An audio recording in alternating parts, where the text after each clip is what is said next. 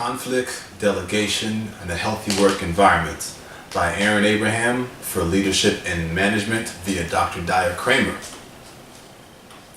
So in this scenario, a pediatric patient is having an adenoidectomy done. The doctor completes the procedure at 10 minutes to 6 p.m.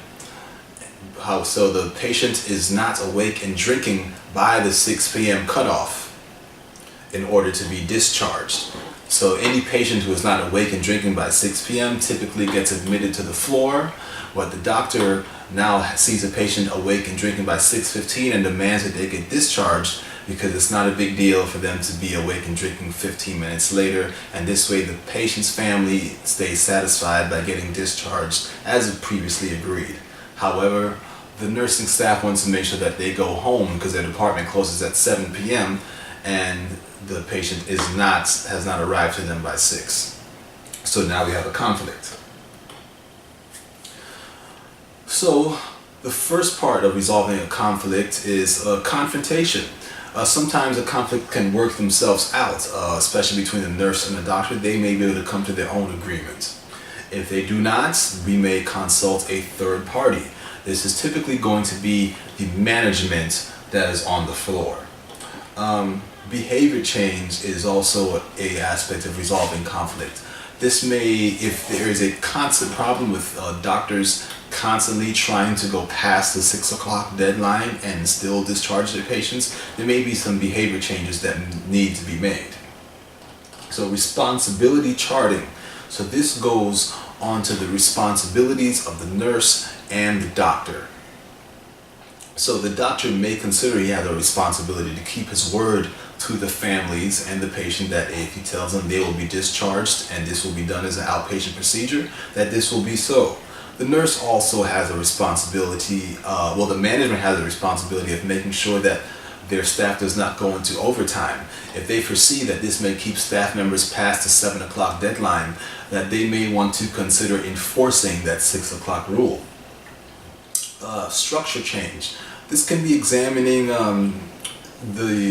certain details that may be able to have a gray areas, or if anyone is willing to bend. For instance, if the nurse that is concerned about getting out on time, if they are short on their hours and don't mind staying back a little bit later, that may be a factor to consider. Another factor to consider is that they have told you that they don't have anything important to do that day. They're not in school, no kids. They may have no issue staying a little bit longer or risking staying a little bit longer in order to discharge a patient.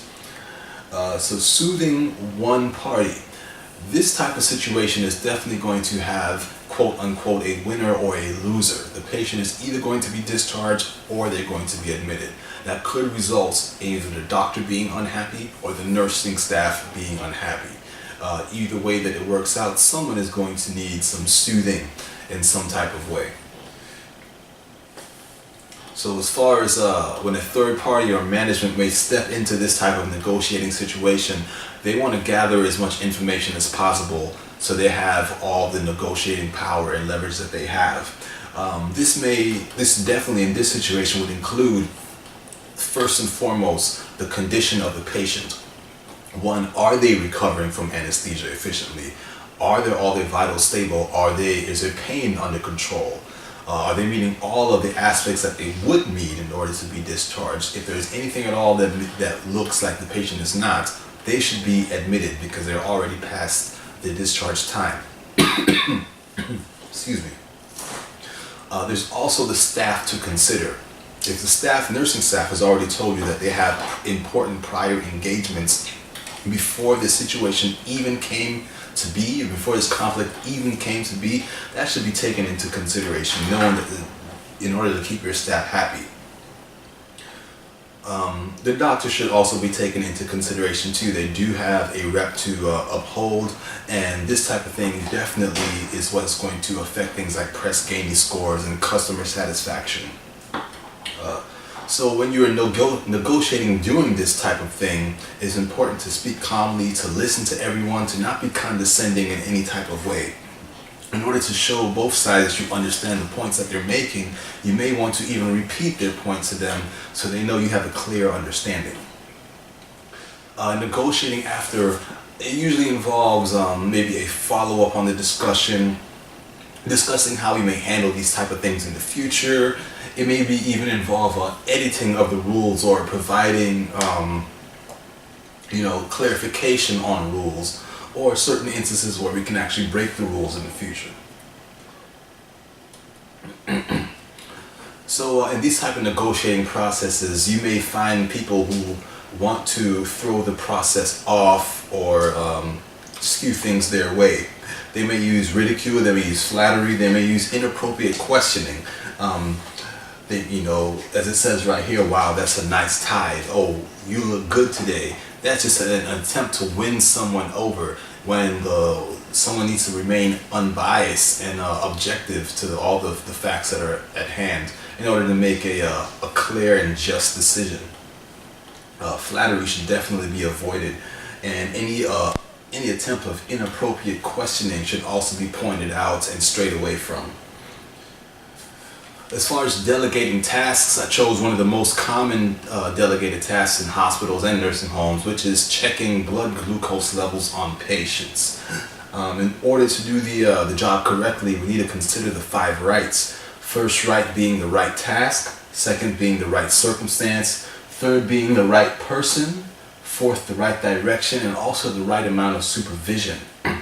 The right task is definitely going to involve, is this the right patient? And why would you check a blood sugar on a patient without diabetes or without being on steroids or any reason? So you want to make sure you're checking blood sugar on the right patient. It is a somewhat painful procedure, so you don't want to do it on the wrong person if you don't need to. The right circumstance. Is it safe to go in the patient's room? Some patients are out of their minds and those type of things. And you don't want to send someone in there to do something that could be considered unsafe. Also the right person. There's several people on the floor that could be there. The janitor could be in there cleaning the patient's room, but you definitely cannot have the janitor checking your blood sugar for you. You want to make sure you have the right staff. That can either be a nursing assistant or maybe even another nurse if they have the time to help you out. The right direction.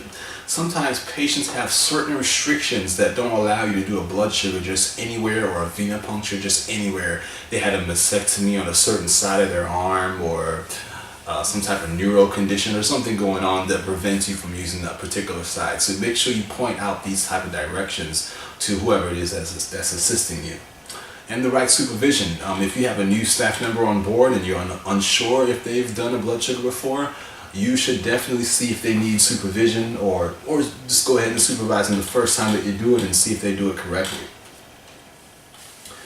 So here you have a king who is painting the road. Obviously he is under delegating. Someone else would probably be doing that for him. I'm sure he has better things to do.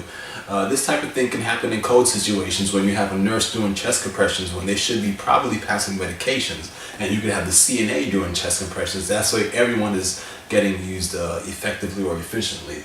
So under delegating, over delegating, and improper delegating are all common errors.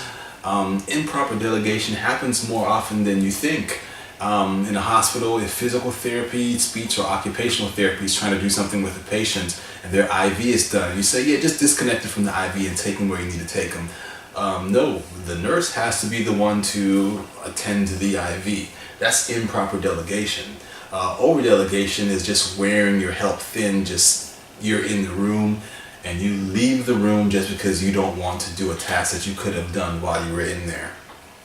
Over delegating the tasks to other people.